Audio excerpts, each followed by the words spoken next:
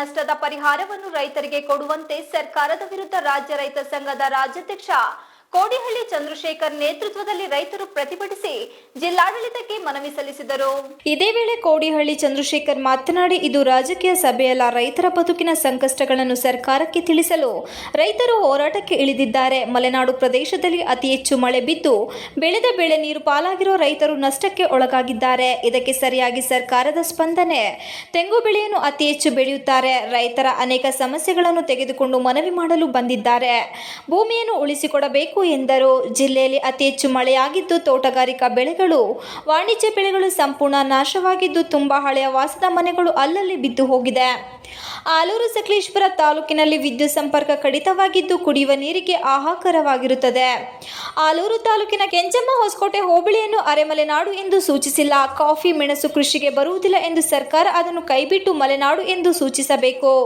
ಅರಸೀಕೆರೆ ತಾಲೂಕಿನಲ್ಲಿ ಹೆಚ್ಚು ತೆಂಗನ್ನು ನೆಟ್ಟಿಕೊಂಡಿದ್ದ ರೈತರು ಕೊಬ್ಬರಿ ಬೆಲೆ ಕುಸಿತದಿಂದ ಕಂಗಾಲಾಗಿದ್ದಾರೆ. ಕೂಡಲೇ 25,000 ನಿಗದಿ ಮಾಡಬೇಕು. ಜಿಲ್ಲೆಯ ತೆಂಗು ಬೆಳೆಯುವ ಪ್ರದೇಶಗಳಲ್ಲಿ ನುಸಿರೋಗ ಕಾಣಿಸಿಕೊಳ್ಳುತ್ತಿದ್ದು ತಡೆಗಟ್ಟುವ ನಿಟ್ಟಿನಲ್ಲಿ ಕ್ರಮ ವಹಿಸಬೇಕು. ಚನ್ನರಾಯಪಟ್ಟಣ, ಕಾಚೇನಹಳ್ಳಿ ಏತ ನೀರಾವರಿಯಿಂದ ಕೆರೆಗಳಿಗೆ ನೀರು ಹರಿಸುತ್ತಿರುವುದಿಲ್ಲ. ಎಲ್ಲ ಕೆರೆಗಳಿಗೆ ತಕ್ಷಣವೇ ನೀರು ಹರಿಸಬೇಕು ಎಂದು ಆಗ್ರಹಿಸಿದರು.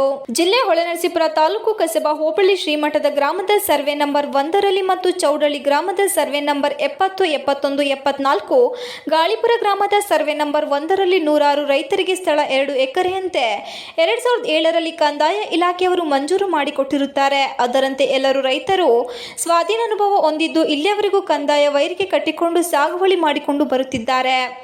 ಅರಣ್ಯ ಇಲಾಖೆಯವರು 2009-10ರಲ್ಲಿ ಹಿರಿಯ ರೈತರನ್ನು ಭೇಟಿ ಮಾಡಿ ಅರಣ್ಯ ಕೃಷಿ ಮಾಡಲು ನಿಮಗೆ ಸಸಿಗಳನ್ನು ವಿತರಣೆ ಮಾಡಿಕೊಡುತ್ತೇವೆ, ಅವುಗಳನ್ನು ಪೋಷಣೆ ಮಾಡಿದ ನಂತರ ನೀವೇ ಕಟಾವನ್ನು ಮಾಡಿಕೊಳ್ಳಿ ಎಂದು ಹೇಳುತ್ತಾರೆ. ಅದರಂತೆ ನಾವು ಪೋಷಣೆ ಮಾಡಿ ಮರಗಳನ್ನು ಈಗ ಕಟಾವಿಗೆ ಸಿದ್ಧವಾಗಿರುತ್ತದೆ ಎಂದರು. ಅರಣ್ಯ ಇಲಾಖೆಯವರು ಈಗ ತಗದೆ ತೆಗೆದು ಈ ಮರಗಳನ್ನು ನಮಗೆ ಸೇರಿದ್ದು, ಈ ಜಾಗವು ನಮಗೆ ಸೇರಿದ್ದು ಎಂದು ಹೇಳಿದ್ದಾರೆ.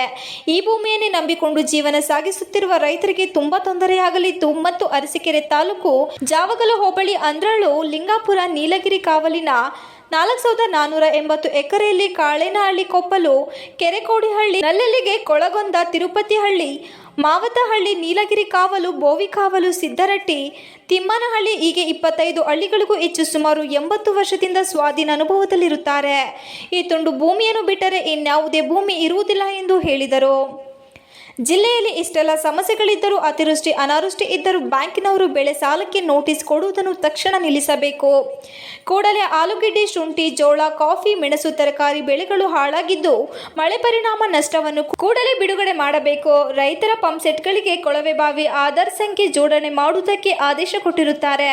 ಕೂಡಲೇ ಇದನ್ನು ಹಿಂಪಡೆಯಬೇಕು. ಇದರಿಂದ ರೈತರಿಗೆ ತುಂಬಾ ತೊಂದರೆಯಾಗಲಿದ್ದು ಮುಂದುವರೆದರೆ ರೈತರು ಸಿಡಿದೇಳುತ್ತಾರೆ. ಆದುದರಿಂದ ಈ ಮೂಲಕ ಸರ್ಕಾರಕ್ಕೆ ಎಚ್ಚರಿಕೆಯನ್ನು ಕೊಡುತ್ತಿದ್ದೇನೆ ಎಂದರು.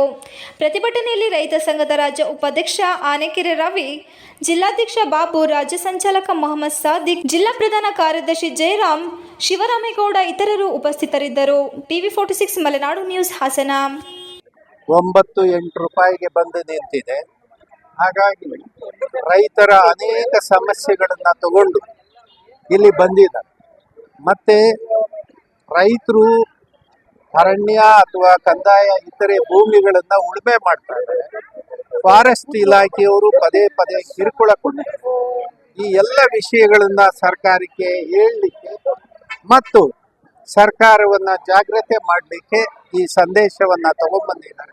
ಹಾಗಾಗಿ ಇದನ್ನ DC ಅವ್ರ ಮೂಲಕ ಮುಖ್ಯಮಂತ್ರಿಗೆ ಕಳಿಸ್ತಾರೆ.